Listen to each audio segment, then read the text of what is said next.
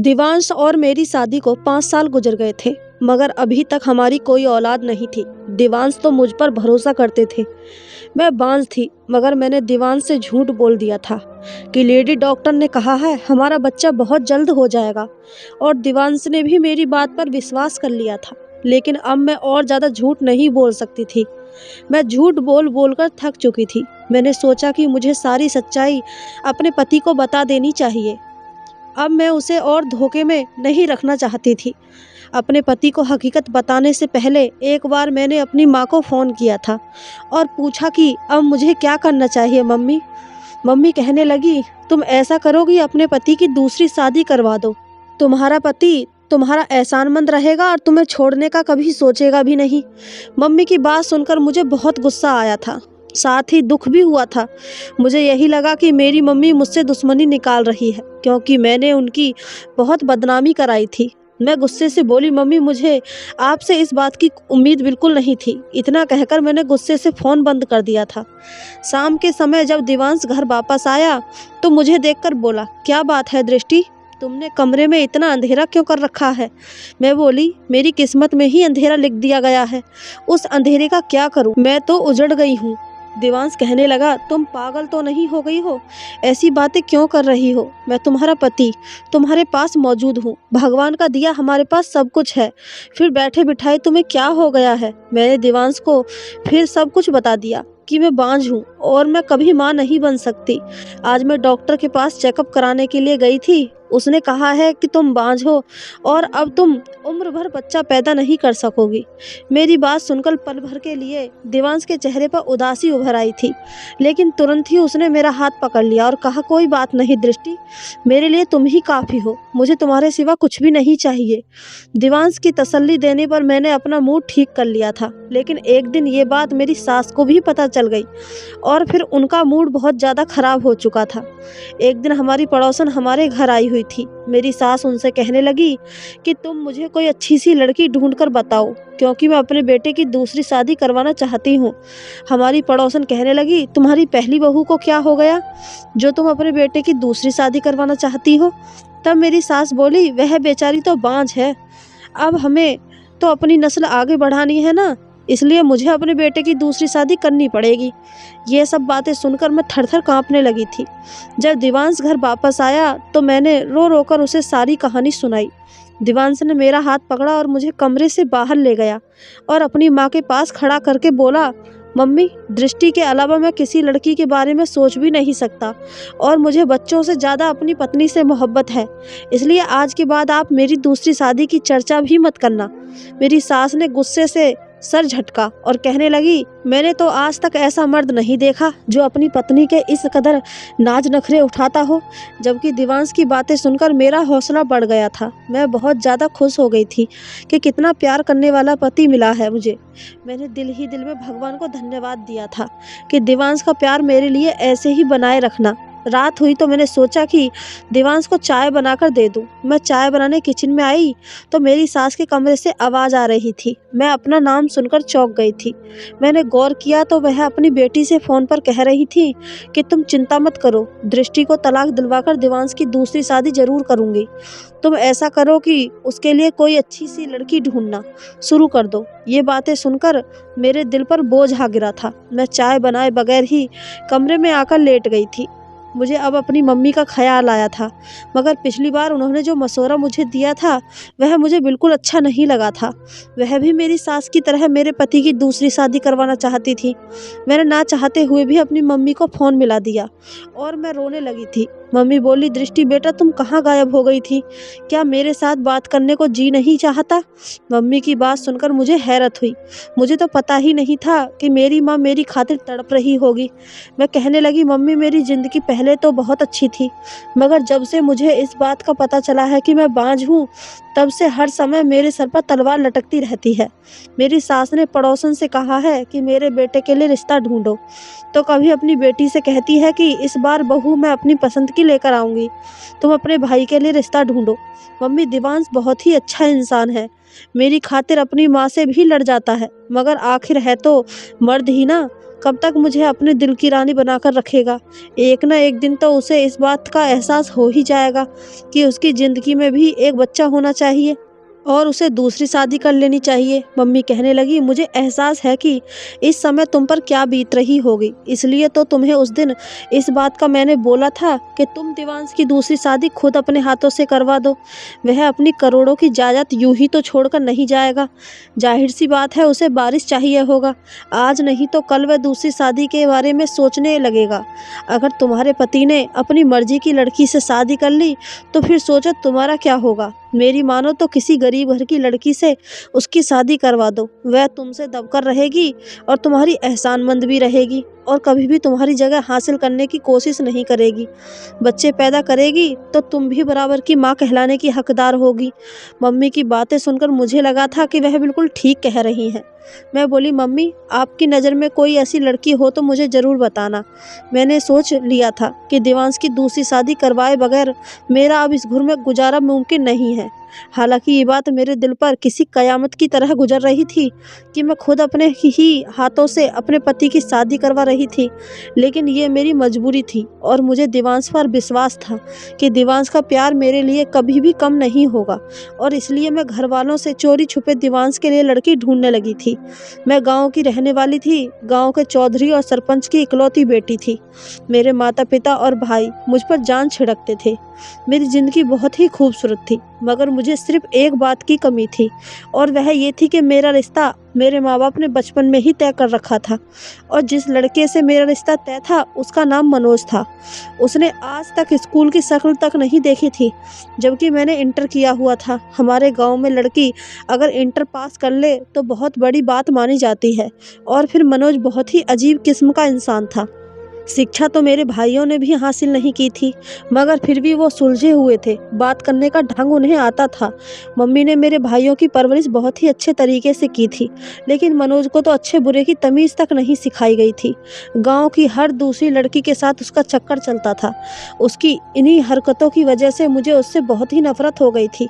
मनोज की एक बात जो मुझे बहुत ही बुरी लगती थी वह यह थी कि गाँव की हर दूसरी लड़की से चक्कर चलाने के बावजूद वह मुझसे मोहब्बत का दावा करता था। मुझे दृष्टि की जगह राधा कहकर बुलाया करता था। मुझसे कहता कि राधा मैं तुम्हारे बिना मर जाऊंगा और मैं मनोज से कहती कि तुम्हारे लिए तो गांव की सारी लड़कियां हैं, तो तुम मेरे पीछे क्यों पड़े हो? तो वह कहता है कि कृष्णा तो सिर्फ राधा के होते हैं, बाकी तो सारी गोपियां हैं।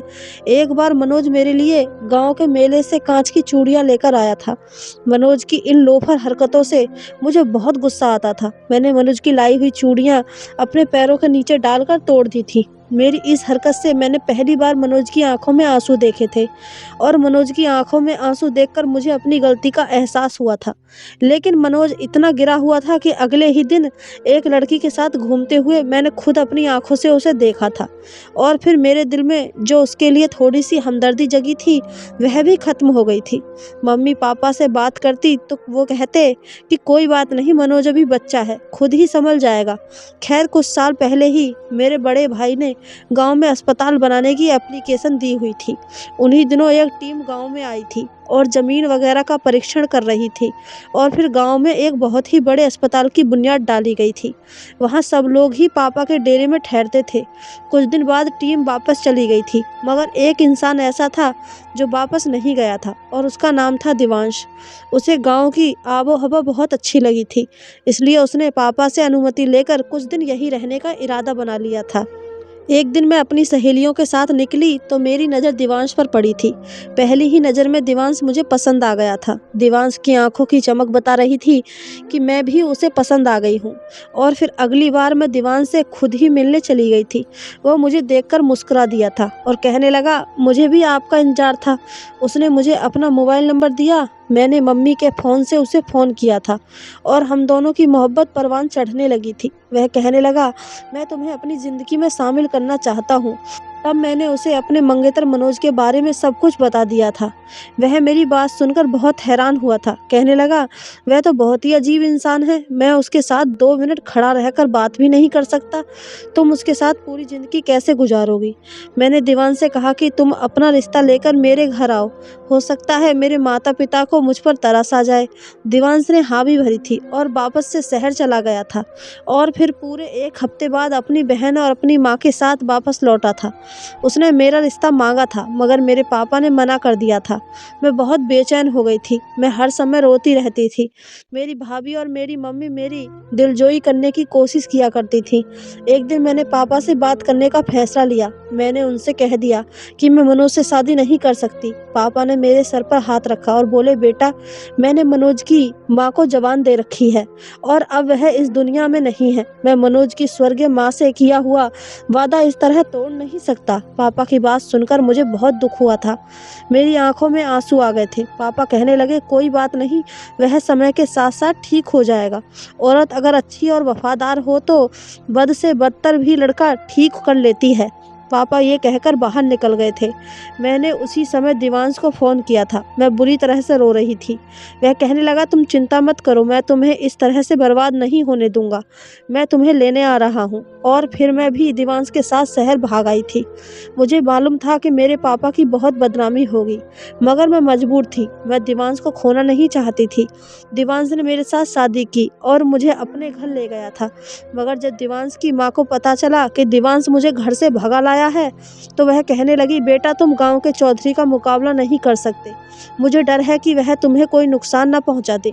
दीवांश भी एक करोड़पति बाप का बेटा था, मगर मेरी सास जरा पुराने विचारों की मालिक थी। उन्होंने घर से भागी हुई लड़की को बहू के रूप में स्वीकार नहीं किया था। उन्होंने मेरे और दीवांश के बीच फूट डलवाने की हर मुमकिन कोशिश की थी, लेकिन दीवांश एक अच्छा पति साबित हुआ था। जिंदगी के हर मोड़ पर उसने मुझे इज्जत दी थी। ये भी भगवान की कृपा थी कि मेरे पापा और भाइयों ने मेरा पीछा नहीं किया था, नहीं तो मेरी जिंदगी नर्क बन जाती। नर्क तो अभी भी बनी हुई थी, क्योंकि मुझे इस बात का पता था कि मैं बांझ हूँ और बच्चा पैदा नहीं कर सकती। मुझे यही ख्याल आता था कि मेरे साथ ये सब मेरे माँ बाप की बद्दुआ का नतीजा तो नहीं है। खैर, अब मैंने अपने पति की दूसरी शादी करवाने की सोच ली थी। मैं अपनी सास की जिद के आगे अपनी ज़िंदगी तबाह होने नहीं देना चाहती थी। इसलिए मैंने अपनी सास से चोरी छुपे मोहल्ले की एक औरत को कुछ पैसों के बदले अपने साथ में ले लिया था। मैंने उससे कहा था कि तुम मुझे किसी मजबूर गरीब लाचार सी लड़की का रिश्ता ला कर दो और इस बात का किसी को पता नहीं चलना चाहिए। उस औरत ने बड़े ही गुप्त रूप से मुझे अपने घर पर बुलाया था। उसने मेरे सामने एक लड़की की तस्वीर रखी थी।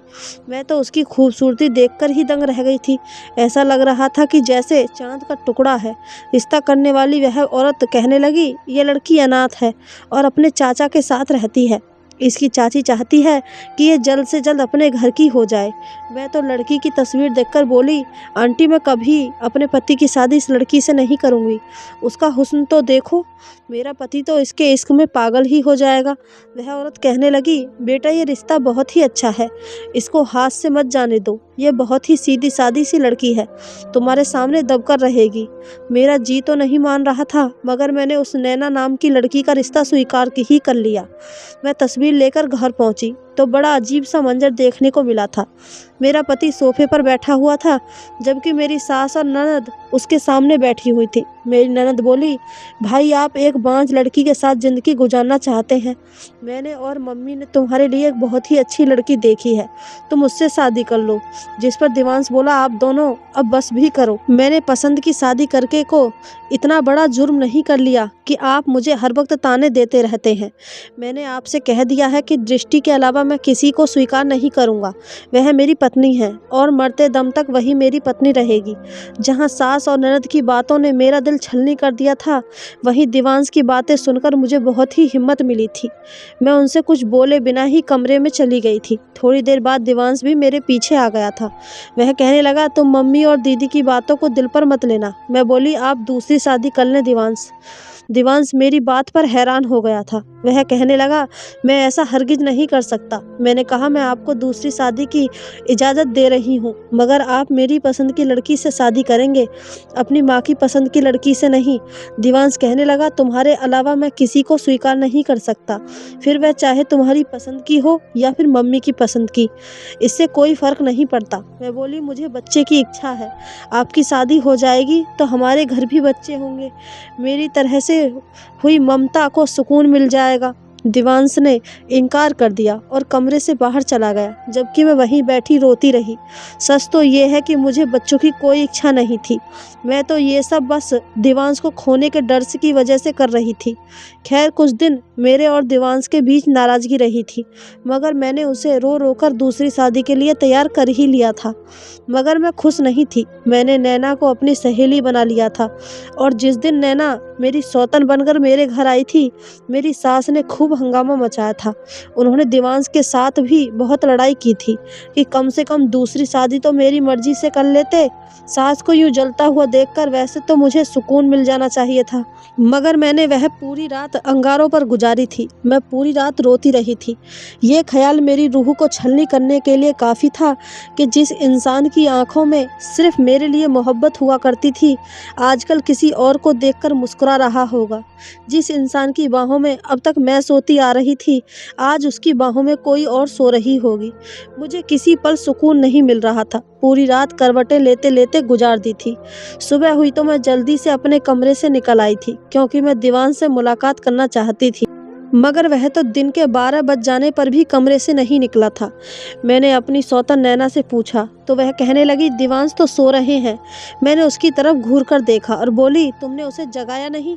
तब नैना रोने लगी थी और बोली, दिवांश ने मुझसे कहा है कि उन्होंने ये शादी सिर्फ आपकी जिद की वजह से की है, और अब मैं किसी भी तरह उन पर अपना हक न जताऊं, नहीं तो वह मुझे तलाक देकर घर से निकाल देंगे।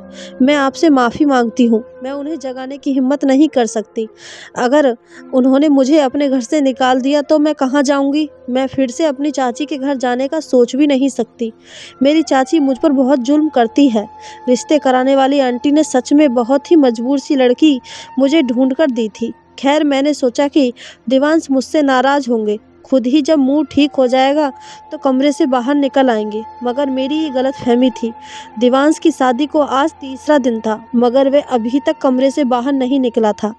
मुझे अब अजीब से ख्याल सताने लगे थे, इसलिए जब एक दिन नैना किचन में बिजी थी तो मैं उसके कमरे में चली गई थी। दिवांश अपने मोबाइल पर बिजी था। कदमों की आवाज़ सुनकर बोला, आ गई मेरी प्यारी नैना। शब्द थे या हथौड़े जो मेरे सर पर आकर लगे थे। मैं वापस उन्हीं कदमों से लौट आई थी। क्या सिर्फ 3 ही दिनों में नैना ने दिवांश को अपना बना लिया था? मेरी आंखों से आंसू बहने लगे थे। मेरा दिल बहुत ही तड़प रहा था। मैं अपनी सास के कमरे की तरफ बढ़ी थी, तब पता चला कि मेरी तो ननद भी आई हुई थी। मेरी सास अपनी बेटी से कह रही थी, देखा तुम्हारी माँ कितनी सियानी है। मैंने एक ही चाल चली कि सांप भी मर गया और लाठी भी नहीं टूटी। दृष्टि बेचारी को तो ये भी नहीं मालूम कि उसने अपने पति की शादी जिस लड़की से करवाई है वह मेरी पसंद की लड़की थी, और फिर दिवांश भी नैना पर पहले ही नज़र में फिदा हो गया था। ये सब तो इस लालची औरत की वजह से हुआ है जिसने दृष्टि को बेवकूफ़ बनाया था। ये सब सुनकर मेरा दिल फटने लगा था। मेरी सास आगे बोली, मैं दृष्टि को खाने में बच्चा न होने वाली इतनी गोलियां खिलाई हैं कि अब सच में वह बांझ बन चुकी है। यह सब शब्द थे कि पत्थर जो मेरे शरीर पर बरस रहे थे। मैं जल्दी से अपने पति के कमरे की तरफ गई थी ताकि उसको बता सकूं कि आकर अपनी माँ और बहन की बातें सुने, उन्होंने मुझ पर कितना जुल्म किया है। जब मैं दिवांश के कमरे की तरफ गई तो वह नैना से कह रहा था, मैंने जज्बात में आकर बहुत ही गलत फैसला कर लिया था। जब मैं दृष्टि को भगा कर लाया था तो शादी के कुछ ही समय बाद मुझे अपनी गलती का एहसास होने लगा था, मगर तब तक बहुत देर हो चुकी थी। दृष्टि के भाइयों को पता चल चुका था कि वह मेरे साथ आई है, इसलिए वह मुझे फ़ोन करके धमकाते रहते थे कि हमारी बहन घर से भागी ज़रूर है, मगर अभी वह अकेली नहीं है। अगर तुमने हमारी बहन का ख्याल नहीं रखा तो तुम्हारा अंजाम बुरा होगा। मैं वहाँ रहकर आया था, मुझे पता है कि वह लोग कितने खतरनाक हैं, इसलिए मैं दृष्टि को छोड़ने का सोच भी नहीं सकता था। अब मम्मी ने मोहल्ले की एक औरत के साथ मिलकर मेरी पत्नी को पागल बनाया और उसी के हाथों मेरी शादी तुम्हारे साथ करवा दी है। और मेरी जान नैना, तुम भी मुझे पहली ही नज़र में भा गई थो। जिंदगी भर अब तुम मेरे साथ रहोगी। हाय, ये क्या सुन रही थी मैं। ये वही दीवान था जिसकी वजह से मैंने खुद को दांव पर लगा दिया। मैं दबे कदमों दीवान के कमरे में चली गई थी। वह मुझे अपने सामने देखकर हैरान हो गया था। उसे शायद उम्मीद नहीं थी कि मैं उसका राज इतनी जल्दी जान लूँगी। मैं बोली, दीवांश, अगर छोड़ना ही था तो यूं ही छोड़ देते। मुझे बांझ बनाना ज़रूरी था क्या? किसी इंसान से भगवान की दी हुई सौगात छीन लेना उसका खून कर देने के बराबर होता है। तुम सबने मिलकर मुझे बेमौत मार दिया है। इतना कहकर मैं उसके कमरे से निकल आई थी। वह मेरे पीछे आया था। वह मेरे कमरे का दरवाज़ा खटखटाता रहा, मगर मैंने दरवाज़ा नहीं खोला। फिर उसी रात मैं दीवांश के घर से और उसकी ज़िंदगी से हमेशा के लिए निकल आई थी। मैं अब एक अनाथ आश्रम में रहती हूँ। मैंने दीवांश से अभी तक तलाक नहीं लिया है, क्योंकि अब मुझे किसी भी मर्द पर विश्वास नहीं था। तो फिर तलाक लेने का क्या फ़ायदा? मैं मम्मी से फ़ोन पर बात कर लिया करती हूँ। वह मुझसे मिलने भी आती है। वह मुझे घर ले जाना चाहती है, मगर मुझ में इतनी हिम्मत नहीं है कि मैं अपने भाइयों और अपने बाप का सामना कर सकूं। एक दिन अपनी किस्मत पर बैठी आंसू बहा रही थी, तभी बाहर बैठा गार्ड मेरे पास आया था। उसके हाथ में एक लिफाफा था। मुझे देते हुए कहने लगा, मैडम जी, ये लिफाफा एक आदमी आपके लिए देकर गया है। उस लिफाफे पर नज़र पड़ते ही मुझे पहला ख्याल दीवांश का आया था, और इस ख्याल के साथ ही बेइंतहा नफरत मेरे दिल में उमड़ आई। अब तो मुझे दीवांश के नाम से ही नफरत हो गई थी। अब मुझे खुद पर हंसी आती थी कि कभी मैंने दीवांश को दिलो जानों से चाहा था। जी चाहा कि वह लिफाफा उठाकर अभी बाहर फेंक दूं, और अपने इस ख्याल को पूरा करने के लिए मैं आगे बढ़ी थी। लेकिन फिर मैंने सोचा, दीवांश मेरे लिए इतना कब से मेहरबान हो सकता है कि वह मुझे कोई गिफ्ट भेजे। वह तो अपनी नैना में खोया हुआ है, और जो कुछ उसने और उसकी माँ ने मेरे साथ किया, उसके बाद तो मैं दीवांश से किसी बात की उम्मीद ही नहीं कर सकती थी। कुछ सोचकर मैंने वह लिफाफा उस गार्ड से ले लिया, और अंदर कमरे में बैठकर जब वह लिफाफा खोला तो मेरी सांस ऊपर की ऊपर और नीचे की नीचे रह गई थी, क्योंकि उसमें वही रंग बिरंगी कांच की चूड़ियाँ थीं जो कभी मुझे मनोज ने दी थी। उन चूड़ियों को देखते ही मनोज का चेहरा मेरी आंखों के सामने घूम गया था। हो ना हो ये चूड़ियाँ मुझे मनोज ने ही भेजी थी। मैं फौरन दरवाजे की तरफ भागी थी और गार्ड से पूछा कि ये चूड़ियाँ तुम्हें किसने दी? तो उसने बताया कि जिस आदमी ने ये चूड़ियाँ दी थी वह कब का जा चुका है, लेकिन साथ ही उस आदमी ने कहा था कि अगर दृष्टि मैडम इन चूड़ियों को तोड़ दे तो तुम इन कांच की चूड़ियों के टुकड़ों को संभाल कर रख लेना और मुझे दे देना। ये टूटी हुई कांच की चूड़ियों के टुकड़ों मेरी पूरी जिंदगी की पूंजी है। मनोज अचानक ही मेरे लब पर आया था। मेरी आंखों से बेइंतहा आंसू बह रहे थे। लोपर और लापरवाह मनोज का चेहरा मेरी आंखों के सामने घूमने लगा था। क्या मनोज को मैं अब भी याद थी? क्या मनोज अभी भी मुझसे मोहब्बत करता है? लेकिन मैं अब किसी पर विश्वास नहीं कर सकती थी। मैं कांच की चूड़ियों को हाथ में थामे वापस कमरे में आ गई थी, और अगले दिन जब मेरी माँ मुझसे मिलने आई तो मैंने मनोज के बारे में पूछा था, और माँ ने मनोज के बारे में जो कहानी मुझे सुनाई उसे सुनकर मेरा दिल तड़प उठा था। मेरी माँ ने बताया कि जिस दिन तुम देवांश के साथ घर से भाग गई थी उस दिन मनोज बहुत रोया था। उसकी चीखों से पूरा गांव अपना दिल थाम के रह गया था। वह चीख चीख कर बस राधा राधा पुकार रहा था। मुझे याद आया कि मनोज मुझे राधा ही तो पुकारता था। माँ ने बताया कि तुम्हारे जाने के बाद वह एकदम बदल गया था। उसने अपनी बाप की सारी ज़मीनों को बेचकर गांव में एक स्कूल खुलवाया था। उसे लगता था कि तुम उसे अनपढ़ होने की वजह से छोड़ गई हो। स्कूल में टीचर रखकर उसने गांव के बच्चों को फ्री में पढ़ाना शुरू किया था। साथ साथ शहर में अपना एक बिजनेस भी खड़ा किया था जो धीरे धीरे तरक्की करता गया, और अब भगवान की कृपा से मनोज के पास पैसे की कोई कमी नहीं है। लेकिन जितना ही उसके पास पैसा है उतना ही वह गरीबों को दान कर देता है। वह कहता है कि मैं इतने सारे पैसों को अपने पास रखकर क्या करूँगा जब मेरी राधा ही मेरे पास नहीं है। ना हँसता है, ना बोलता है, बस चुपचाप अपने आप में खोया रहता है। जब तुम्हारे पापा और मैं उसे देखते हैं, तो हमें एहसास होता है कि उसकी इस हालत की ज़िम्मेदार हमारी अपनी बेटी है। मनोज के बारे में ये सब सुनकर मेरी आँखों से आँसू बह रहे थे। मैं जल्द से जल्द मनोज से मिलना चाहती थी। पता नहीं क्यों मेरा दिल मनोज से मिलने के लिए मचल रहा था। मैंने मम्मी से कहा, "मम्मी, मैं मनोज से एक बार मिलना चाहती हूँ।" मेरी बात सुनकर मेरी माँ की आँखों में चमक आ गई थी। कहने लगी, "दृष्टि, अगर तुम चाहो तो मनोज के साथ अपनी नई ज़िंदगी की शुरुआत कर सकती हो। वह अभी तुम्हारे इंतज़ार में है।" लेकिन मैं अब कहाँ मनोज के काबिल थी। मैं तो एक बाँझ औरत थी और एक शादीशुदा औरत थी। लेकिन मैं एक बार मनोज से मिलकर उससे माफ़ी माँगना चाहती थी, जो मैं उसकी मोहब्बत को पहचान नहीं पाई और दीवांश को हीरा समझकर पत्थर से लिपट बैठी थी। मैं मम्मी के साथ मनोज के घर पहुँच गई थी। उस समय मनोज अपने घर पर नहीं था। नौकर ने मुझे बाहर हॉल में ही बिठा दिया था। मम्मी और मुझे बैठे हुए काफ़ी देर हो गई, लेकिन मनोज अभी तक नहीं आया था। तब मैं नौकर से पूछकर मनोज के कमरे में चली गई थी। साफ सुथरा कमरा, कहीं से भी मनोज का कमरा नहीं लग रहा था। ऐसा लग रहा था कि यह बहुत ही पढ़े लिखे इंसान का कमरा है। और फिर अचानक ही मेरी नज़र एक ऐसी चीज़ पर पड़ी कि मैं वहीं तिल थाम कर बैठ गई थी।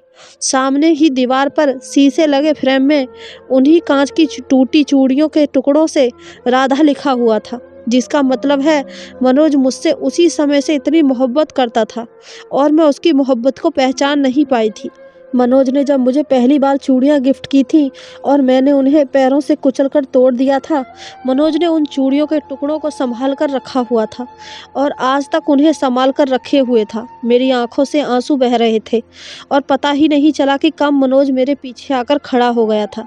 और जब उसने राधा कहकर पुकारा तो मैं अचानक ही पलटी थी। वो तो बिल्कुल पहचान में ही नहीं आ रहा था। वह लापरवाह सा लोफर सा मनोज कहीं खो गया था। मेरे सामने एक सज्जन व्यक्ति खड़ा था, जिसे देखकर कह ही नहीं सकते कि वह पढ़ा लिखा नहीं है। मैं रोती हुई अचानक ही मनोज के सीने से जा लगी थी। मैंने सारी मर्यादाएं तोड़ दी थी। मैं ये भूल गई थी कि मैं एक शादीशुदा हूँ और मनोज से मेरा कोई संबंध नहीं था। मनोज बहुत देर तक यूं ही खड़ा रहा और मैं मनोज के सीने से लगी रोती रही। मेरे मुंह से बस यही शब्द निकल रहे थे, "मनोज, मुझे माफ़ कर दो। मैंने तुम्हारा दिल दुखाया, शायद इसलिए भगवान ने मुझे इतनी बड़ी सज़ा दी है।" बहुत देर बाद मनोज ने मेरे सर पर हाथ रखा था। उसने कहा, "राधा, मैंने तुम्हें कभी कसूरवार ठहराया ही नहीं था। गलती तो मेरी ही थी, जो मैं तुम्हारी उम्मीदों पर पूरा नहीं उतरा।" मैं आंसू पोंछती हुई मनोज के सीने से अलग हुई थी। थोड़ी देर बाद मनोज बोला कि, "राधा, मेरे दिल के दरवाजे अभी भी तुम्हारे लिए खुले हुए हैं। मेरे दिल में तुम्हारे सिवा कोई और लड़की नहीं है। चाहे तो झांक कर देख सकती हो।" एक पल के लिए मनोज के चेहरे पर वही शरारत उभर आई थी, जो अब से 5 साल पहले वाले लापरवाह से मनोज के चेहरे पर हुआ करती थी।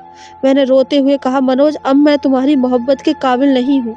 मैं दीवांश की त्यागी हुई पत्नी और एक बांझ औरत हूँ।" जिस पर मनोज ने कहा था कि, "राधा, तुम मेरे लिए अब से वही 5 साल पहले वाली राधा हो, जिससे मैं बेइंतहा मोहब्बत करता था और आज भी उतनी ही मोहब्बत करता हूँ। मुझे कोई फ़र्क नहीं पड़ता कि तुम शादीशुदा और बांझ हो, लेकिन मैं इतनी खुदगर्ज नहीं हो सकती थी कि मनोज की ज़िंदगी में रोशनी भरने के बजाय उसकी ज़िंदगी में अंधेरा भर देती। मैं उसे बच्चों की खुशी नहीं दे सकती थी और दीवांश ने मुझे जो ज़ख्म दिया था, वह अभी ताज़ा था। पता नहीं क्यों मेरा दिल अब किसी मर्द पर विश्वास नहीं कर रहा था। मर्द मर्द ही होता है। कहीं ऐसा ना हो मनोज को भी कल बच्चों की चाहत होने लगे और वह मुझसे नज़रें चुरा ले। मैं रोती हुई बाहर भाग आई थी और अपनी मम्मी का हाथ पकड़कर अपने घर वापस आ गई थी। मेरे पापा और मेरे भाइयों ने भी मेरी हालत को देखते हुए मुझे माफ़ कर दिया था। अगले दिन फिर मनोज मेरे पास आया था। उसने उदासी भरे शब्दों में कहा था कि, "राधा, मुझे नहीं पता था कि मेरी मोहब्बत इतनी खोखली है, कि भगवान ने मुझे दूसरी बार मौका दिया और तब भी तुमने मेरी मोहब्बत को ठुकरा दिया। अगर आज तुमने मेरी मोहब्बत को नहीं अपनाया तो मैं हमेशा हमेशा के लिए तुम्हारी ज़िंदगी से चला जाऊंगा। कभी लौटकर तुम्हारे पास नहीं आऊंगा। मैं ये कांच की चूड़ियाँ तुम्हारे लिए लेकर आया हूँ। अगर तुम्हें मेरी मोहब्बत स्वीकार है तो उन्हें पहनकर बाहर आ जाना, नहीं तो इन्हें तोड़कर उनके टुकड़े मेरे पास ले आना।" ये कहकर मनोज वह कांच की चूड़ियाँ मेरे बेड पर रखकर चला गया था। मैं बहुत देर तक उन कांच की चूड़ियों को देखती रही। भगवान ने मुझे दूसरा मौका दिया था, एक सच्चे प्यार को पाने का मौका दिया था और अब मैं उस मौके को छोड़ना नहीं चाहती थी। मैंने वह काँच की चूड़ियाँ उठाई और अपने हाथों में पहन ली थी। जब मैं बाहर निकल कर आई तो मनोज मम्मी के साथ बातों में बिजी था। मैंने अपने हाथ पीछे कर रखे थे। मुझे बाहर आते हुए देखकर मनोज के चेहरे का रंग बदल गया था।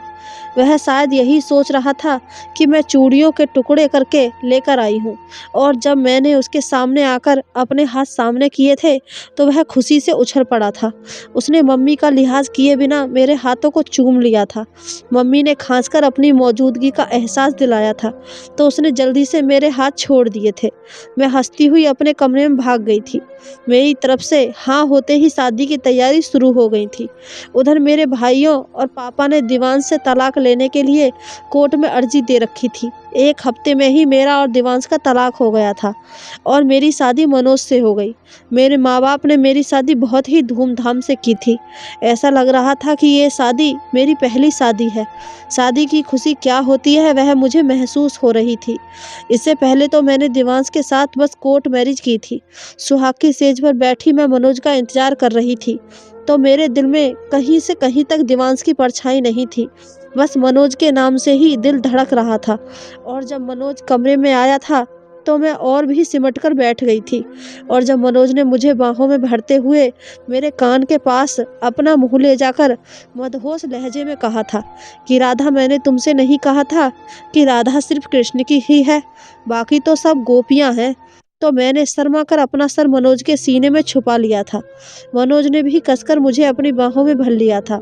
मनोज के साथ जिंदगी इतनी हसीन हो जाएगी मैंने कभी सोचा नहीं था। मनोज की मोहब्बत के साए में 1 साल गुजर चुका था। मैंने मनोज को अपनी और दीवांश की सारी कहानी सुना दी थी। मनोज ने मेरा इलाज करवाना शुरू कर दिया था और डॉक्टर ने उम्मीद दिलाई थी कि इलाज के बाद मैं माँ बन सकती हूँ। और एक दिन मार्केट में शॉपिंग करते हुए मेरी मुलाकात दीवांश से हुई थी, लेकिन दीवांश के चेहरे पर जरा भी रौनक नहीं थी।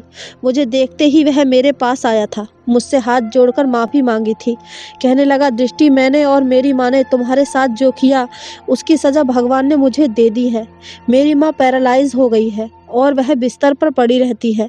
मेरी माँ को पोता खिलाने की बहुत जल्दी थी और जब शादी के 1 साल बाद भी नैना प्रेग्नेंट नहीं हुई तो मैंने और नैना ने अपने टेस्ट करवाए जिसमें नैना की रिपोर्ट नॉर्मल थी, लेकिन मेरी रिपोर्ट में आया कि मैं कभी बाप नहीं बन सकता। अब नैना दिन रात मुझे बांझ होने के ताने देती है। दृष्टि, मुझे तुम्हारी मोहब्बत बहुत याद आती है, लेकिन अब मैं कुछ नहीं कर सकता। तुम मेरी ज़िंदगी से जा चुकी हो, लेकिन बस एक काम कर सकता हूँ कि तुमसे हाथ जोड़कर माफ़ी मांग सकता हूँ। अगर तुम माफ़ कर सकती हो तो प्लीज़ ज़रूर कर देना। हो सकता है तुम्हारे माफ़ करने से मेरी ज़िंदगी में आए हुए दुख थोड़े से कम हो जाए। मैंने कसकर मनोज का हाथ पकड़ा और मनोज की तरफ देखते हुए दीवांश से कहा था कि दीवांश, मैंने तुम्हें माफ़ कर दिया है। जब भगवान ने तुम्हें तुम्हारे किए की सज़ा दे दी तो फिर भला मैं कौन होती हूँ तुम्हें सज़ा देने वाली। और इतना कहकर मैं आगे बढ़ गई थी। दीवांश हारे हुए ज्वारी की तरह मुझे देखता रहा था और मैं मनोज का हाथ थामे आगे बढ़ती जा रही थी, जहां आगे जिंदगी में मेरे लिए खुशियां ही खुशियां थीं।